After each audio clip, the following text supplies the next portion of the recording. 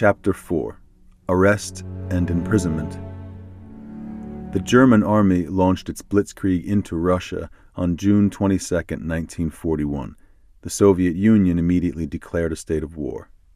That same night, at 3 o'clock in the morning, the secret police came to our barracks at Playa Gora.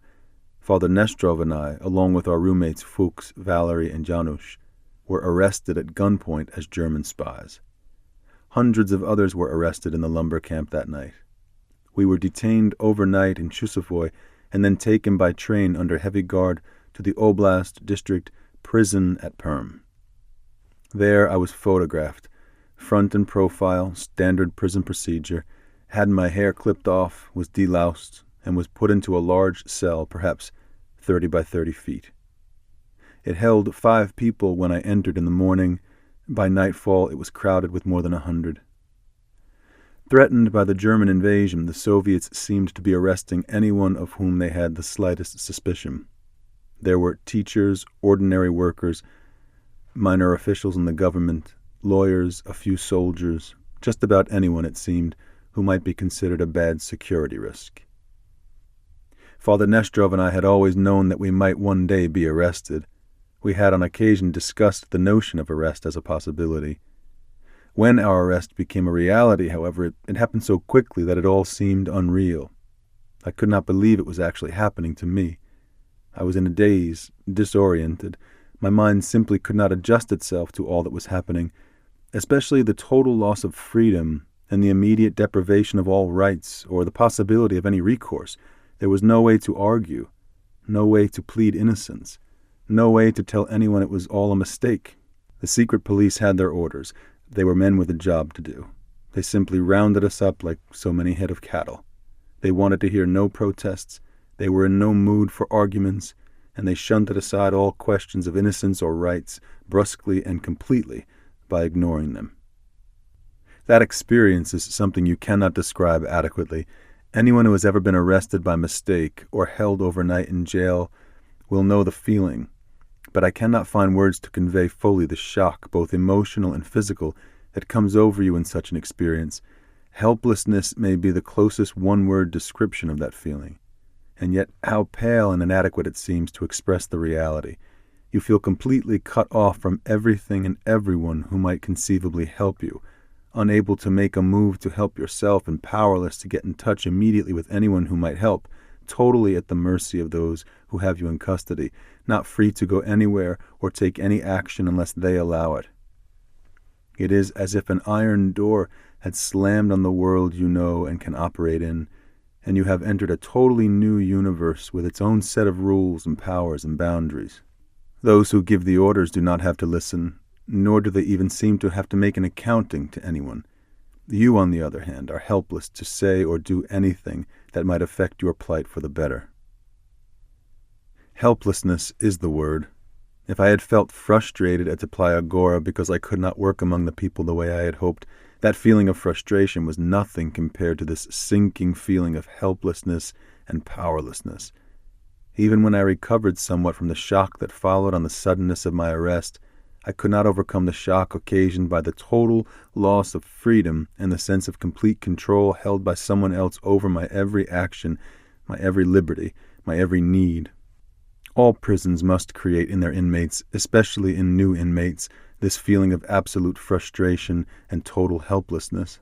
They cannot help but be dehumanizing to some extent, debilitating the mind, degrading the person. But a Soviet prison during wartime, the Soviet prisons run by Stalin's secret police, were especially so.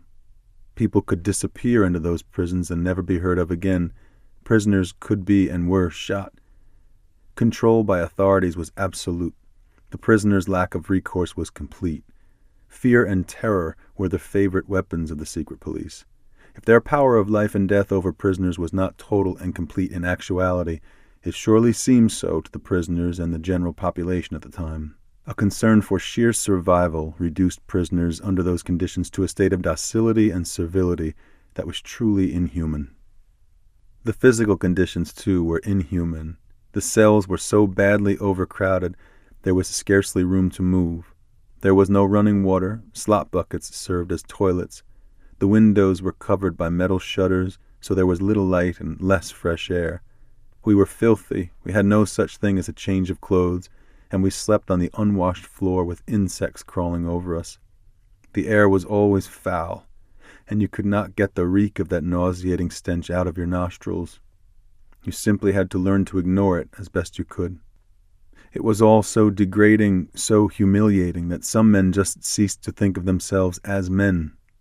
And gnawing at the mind through it all was the feeling of helplessness and injustice.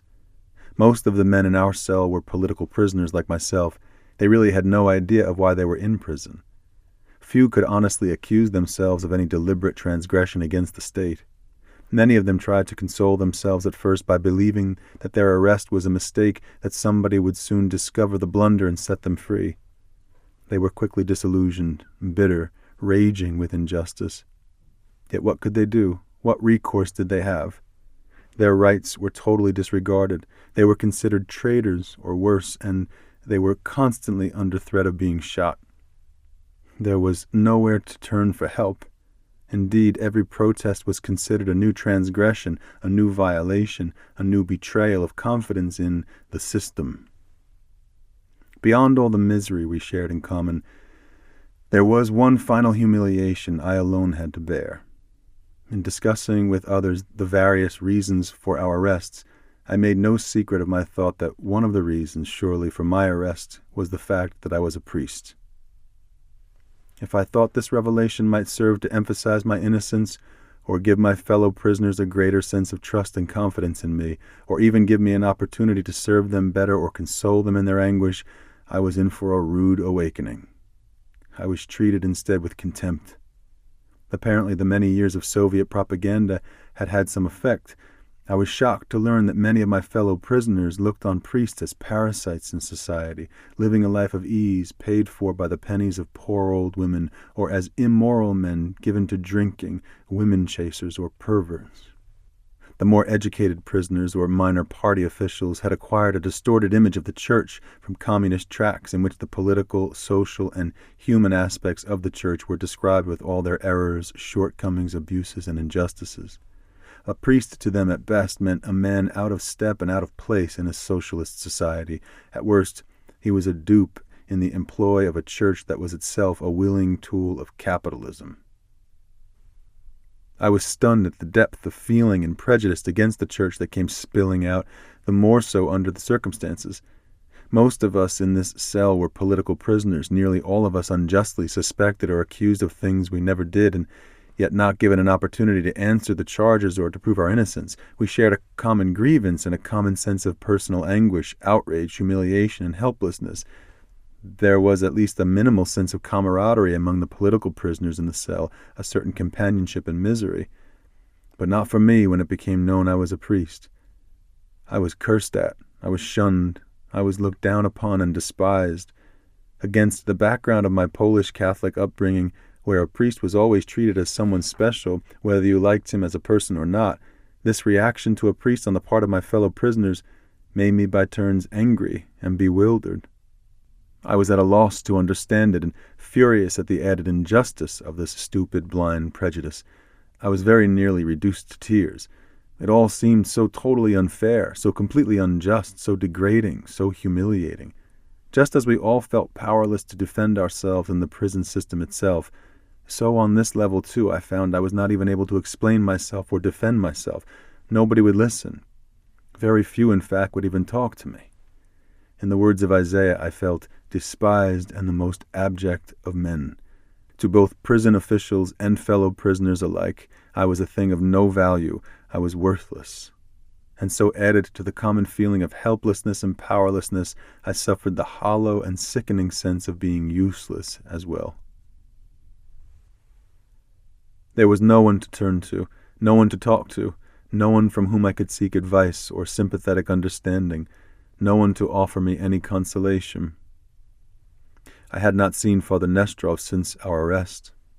The other roommates from the camp who had been arrested with us must have all been in other cells, and so, as I had done in every other crisis, I turned to God in prayer. I sought His help, His sympathy, His consolation. since I was suffering especially for his sake, since I was despised precisely because I was one of his priests, he could not fail to comfort me when he himself in his human life had fitted Isaiah's description of despised and the most abject of men. He, too, had sought for someone to comfort him and had found none. Surely he could sympathize with my plight. Surely he would comfort and console me. His way of consoling me, however, as had happened so often in the past, was to increase my self-knowledge and my understanding of both his providence and the mystery of salvation. When I turned to him in prayer, in the depths of my humiliation, when I ran to him utterly dejected because I felt useless and despised, the grace I received in return was the light to recognize how large an admixture of self had crept into the picture. I had been humiliated, and I was feeling sorry for myself. No one appreciated me as a priest, and I was indulging in self-pity. I was being treated unfairly, unjustly, out of prejudice. There was no one to listen to my sad story and offer me sympathy, so I was feeling sorry for myself. This was really the extent of my humiliation. Yes, the physical conditions in this cell were inhuman. Maybe they were even designed to be inhuman, to sap the prisoner's wills, to destroy that one spiritual power that makes men truly men and free and strong. But because the conditions were inhuman was no reason that I, or any other man, had therefore to cease to be human. We were not and did not have to be the product of our environment. The conditions were degrading only if we let ourselves become degraded. As for the humiliation I felt because I did not get the proper respect as a priest of God, was the servant greater than the master? Our Lord had said to his disciples, "If they despised me, they will despise you." I had been taught from my youth to respect a priest because he represented God among men. But as a priest I had also come to expect this respect and even some adulation from others. How then did I truly think I was following in the footsteps of the Master? If I had been more truly like Christ, should I not have expected rejection and humiliation? Why should I be shocked when it occurred? Should I not rather rejoice that I had been allowed to imitate him more closely? In how many other ways, too, had I allowed this admixture of self, this luxury of feeling sorry for myself, to cloud my vision and prevent me from seeing the current situation with the eyes of God? No man, no matter what his situation, is ever without value, is ever useless in God's eyes. No situation is ever without its worth and purpose in God's providence.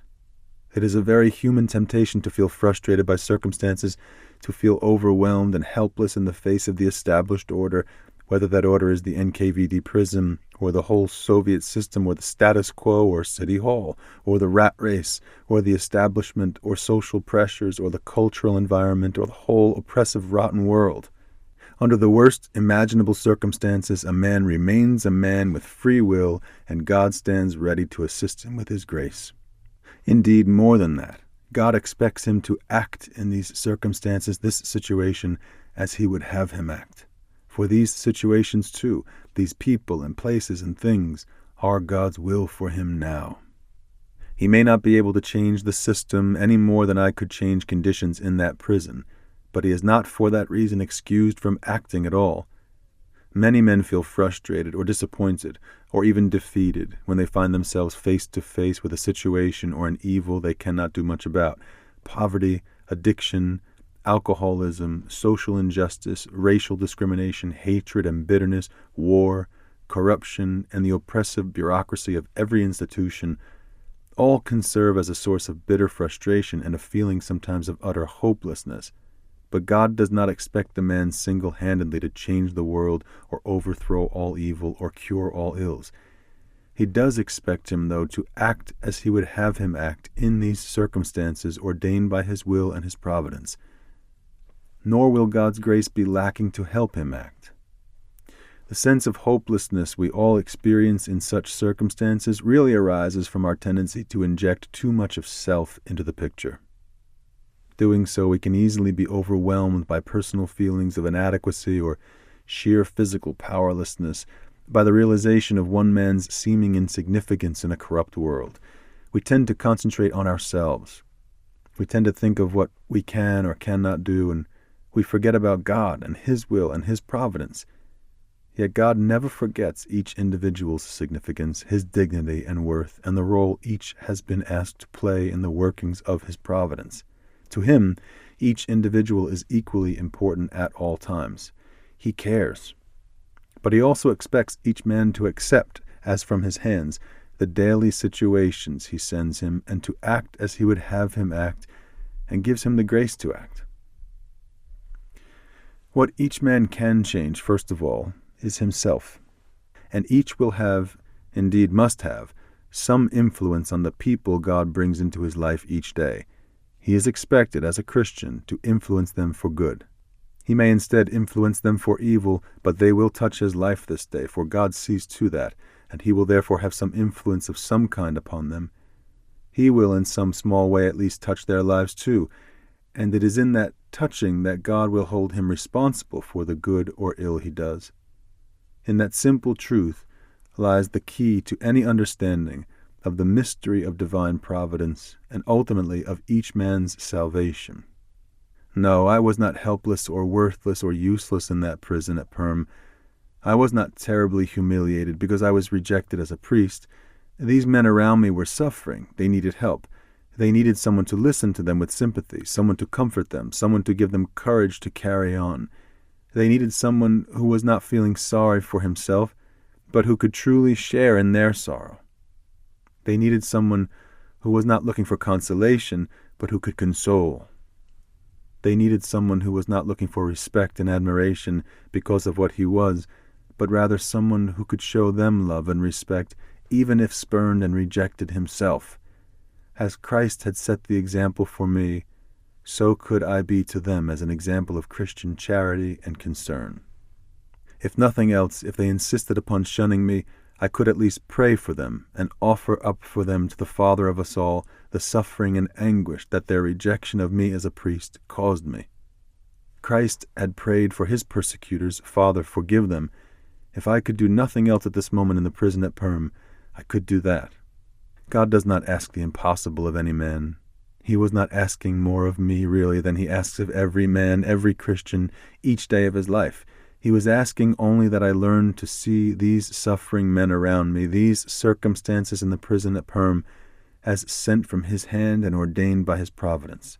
He was asking me to do something as another Christ, to forget about self and feeling sorry for myself, and to act in the situation after the example of Christ himself. He was asking me to forget about my powerlessness against the system and to look instead to the immediate needs of those around me this day, in order that I might do everything that was in my power to do by prayer and example. That was all he was asking of me or expecting of me. It was all I had to do, but it was plenty. And it could not be done while I sat feeling sorry for myself. Nor was I powerless to do it, for it was within my power to do it, and I could count on his grace to sustain me.